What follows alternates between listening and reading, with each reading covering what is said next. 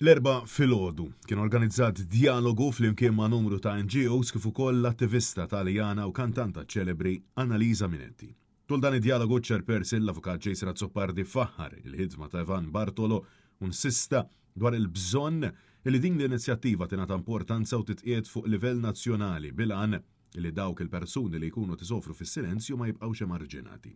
F'diskors b'saħħtu, il-kantanta Taljana Annalisa Minetti li ssofri minn kundizzjoni li ħaditilha l-vista ta' għajnejha fl-età ta' 18-il sena, insistiet dwar il-punt li mhux vera li kulħadd huwa l-istess. U għandna inħadnu id-diversità ta' bejnietna għaliex grazzi għal konfront nistgħu nikbru permezz ta' dialogu nistgħu nevolvu f'soċjetà aħjar.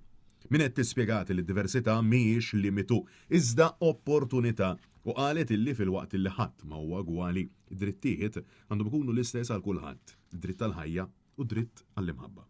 Id-deputat Ivan Bartolo spjega li fil-waqt li ħajjitna mobbija wis għandna nitalmu noħolmu flimkien sabiex verament nagħmlu d-differenza.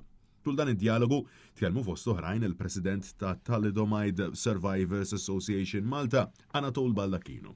Il-insista li huma bħala NGO kellhom isemmu leħinhom biex il-Gvern iwettaq ġustizzja soċjali magħhom. Is-Segretarju Ġenerali tal-Ġmerkers Union Josef Buġejja tkellem dwar il-bżonn li l-ħaddiema jiġu trattati bl-istess drittijiet fil-waqt li insista li hemm gruppi ta' ħaddiema bħal baħara u carers li jiġu sfruttati b'mod mill-aktar aħraġ. Ingħati li ma nistgħux nibqgħu nħossuna komdi nimxu l-qudiem meta hawn min qiegħed ibati u joqgħod lura. L-avukat Michael Piccinino insista li wara din il-ġimgħa hemm bżonn li mill-kliem nimxu għal fatti li hemm il-kuluri partiġani. Nafilwaqt li l-President tal-FOIPN Jamie Vella stqarr li dan mhux appell għad-drittijiet imma sejħa għal neċessitajiet li bħala soċjetà rridu nimxu id-tfin lejn tragwardi oħra. Fil-waqt li Bridget McCallef minn On-Visual Network tkellmet dwar il-fatt li persuni b'diżabilità bħal fost oħrajn persuni li m'għandhomx il-vista jsibu diversi ostakli biex isibu xogħol u għaldaqstant huma bħala għaqda jgħinu lil dawn il-persuni sabiex jimirħu fid-dinja tax-xogħol.